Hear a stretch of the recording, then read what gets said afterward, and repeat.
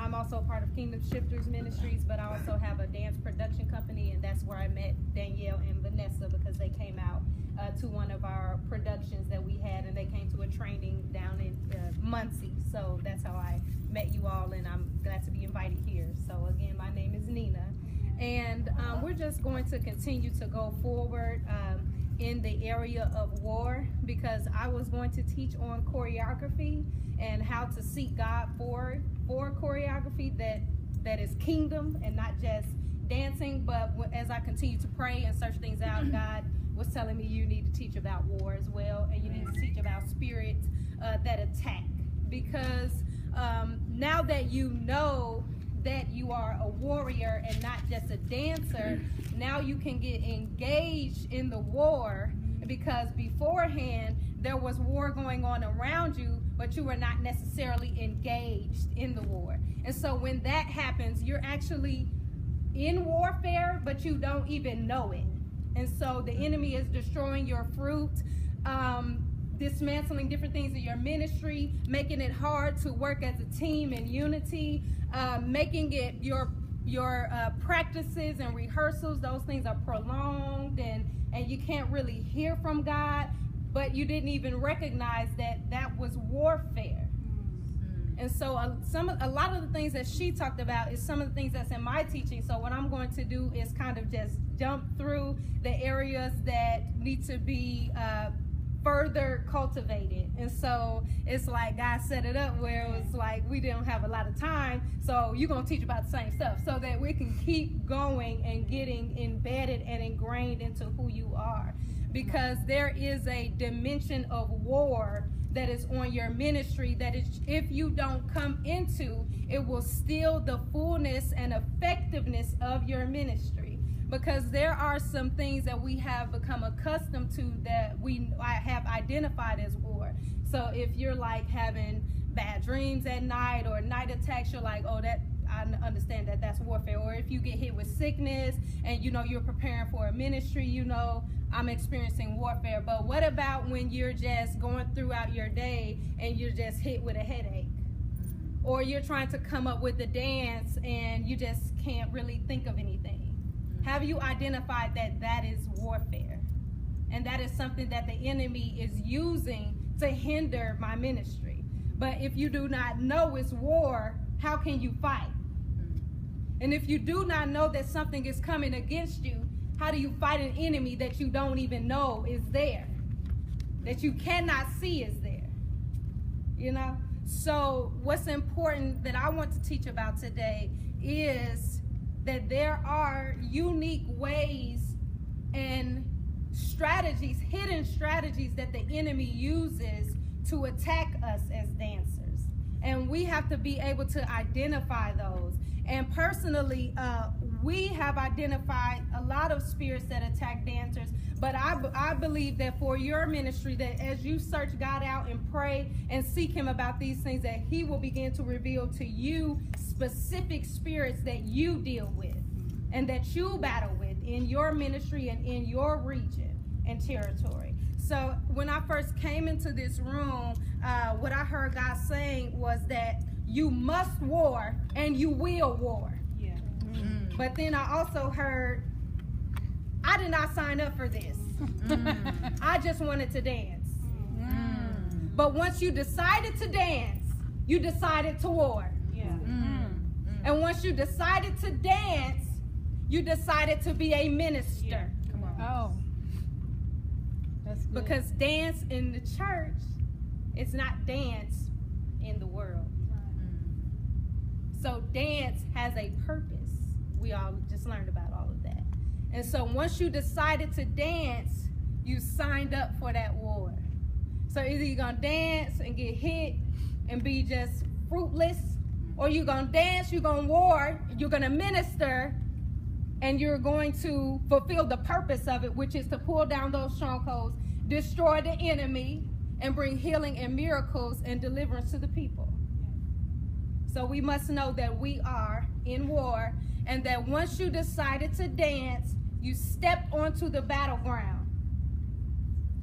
Once you have decided to get up in the front before the people, you have stepped onto the battleground. And so that's what I'm going to teach about today. And she already said that because we're dancers, we're the movement of God in the earth. So the enemy will always be wanting to attack us. And so our mindset always has to be, what is the enemy doing? What is he saying? When we're preparing for this engagement and that engagement, what spirits are we going to be combating? And then personally, what spirits are we going to need to make sure that we are fortified personally against? So you have to have that mindset of seeking out the enemy, as we know that he is seeking out us. So we have to have that seek and pursuit. And a lot of the times as dancers, we can get busy and consumed with choreography, busy and consumed with preparing to dance, dance itself, and just forget about the war altogether. Yeah. But all of those things have to be connected. And what I have found is that even your dance movements should reflect the war that God has revealed to you. So if you're going into a region and God is saying, okay, in this specific region and church that you might be ministering in, you are going to be coming up against strong spirits of rebellion and control. And so when you go into that region, the specific dance that God gives you should reflect that. So an example would be, if you're going into a region that is bound with rebellion and control, you might go in and do a dance that ministers that song, Yes, by Shekinah Glory, because you're trying to break the operations of rebellion and control. And so when you begin to seek God for what those spirits are you're combating, your actual ministry should reflect that. Now, if you don't know, you're just dancing anything. Yeah, that's good. If you don't know, you're just dancing your favorite song, maybe. Or the song that sounds good. You know, maybe it's not your favorite song, but it's a song that's favorable. Or it's it's the new song. But if you do not know that you're in a war, your ministry is unfruitful. Your dance was great. It was good. It was beautiful. But what did you do for God? Yeah. Mm. And what did your dance advance? Mm. What part of the kingdom did you manifest? Probably nothing. Sadly, And so it is very important that we are engaged in this war so that the enemy does not dismantle us, but we can dismantle him. Okay? One of the powers of the dancer, which she already spoke about, is found in Joshua 1:3, where it says, every place on which the sole of your foot treads, I have given to you. So as a dancer, whatever you are doing is engaged in war for territory. Wherever you're walking, wherever you're moving, one person said, on my job. Yes. Because dance, minister is a lifestyle.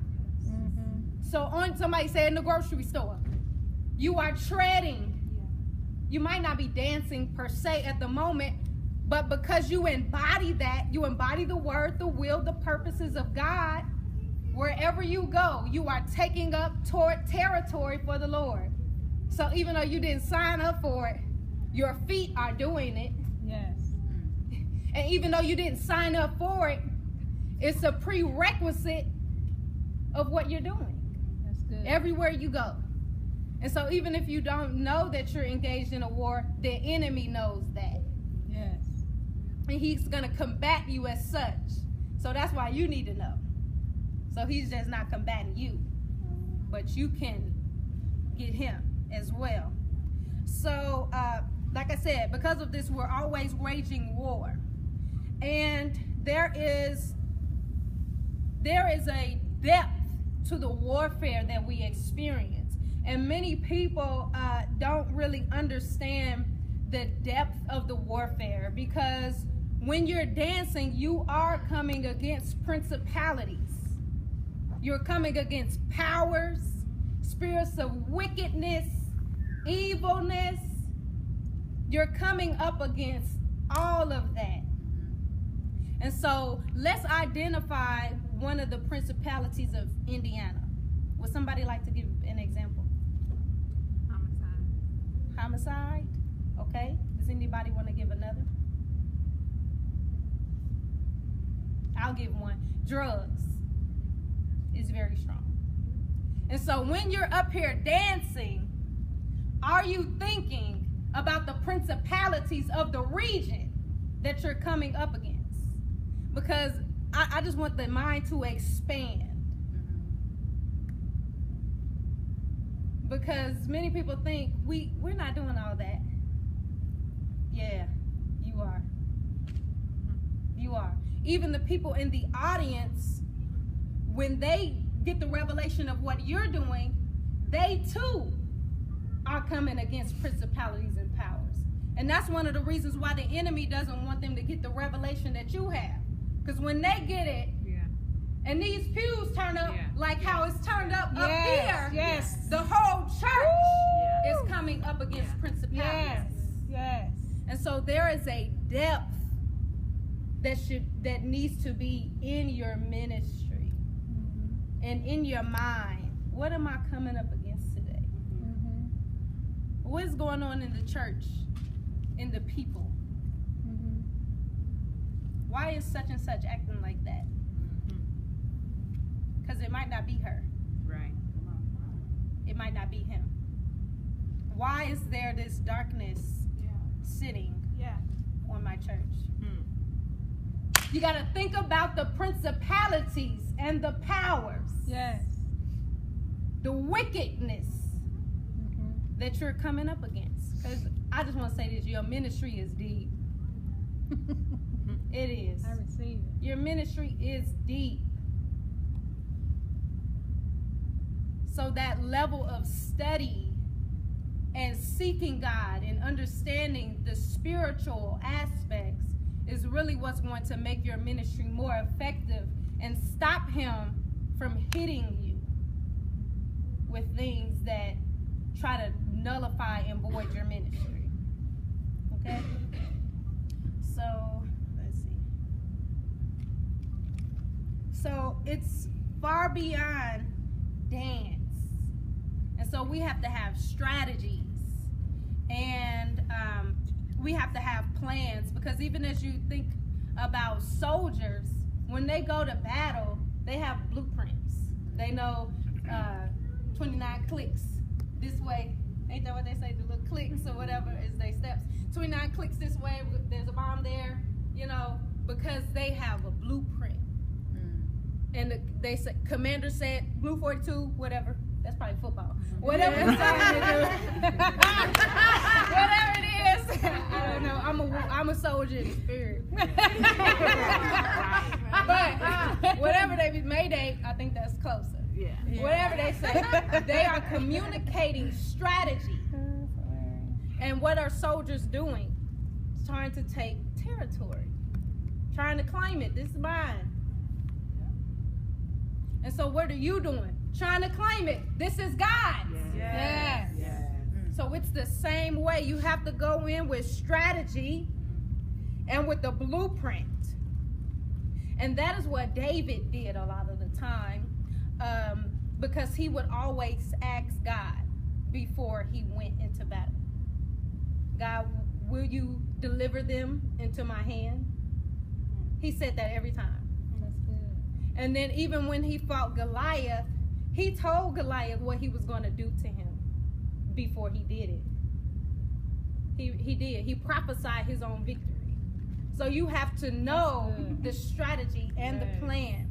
In 2 Samuel 5:23 through 25, it says, and when David inquired of the Lord, he said, you shall not go up. Go around to the rear and come up against them opposite the balsam trees.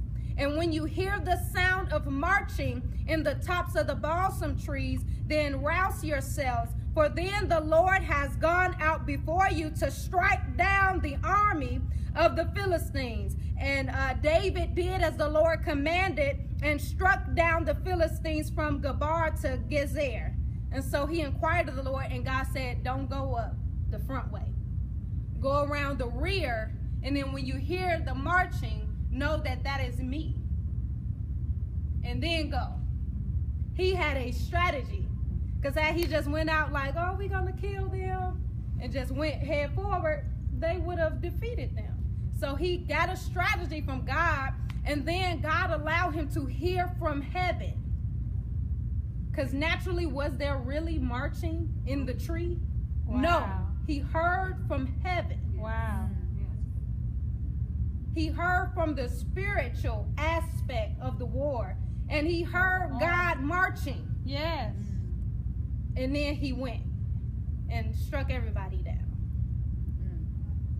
Most powerful warrior in the Bible. Because every time he went to war, he asked God, what is going on in my region? How should I battle the Philistines today? That's good. Because if he was already a warrior and he was undefeated, basically. So he could have just been like, oh, I'm always undefeated. I'm cool. Right. I got it. No. Every time he asks. Because each time it's not going to be the same. Yeah. Your enemies are not the same each time. That's good. And then if you do the same thing each time, they figure it out. Right. Don't do that. You got to seek God every time for a strategy.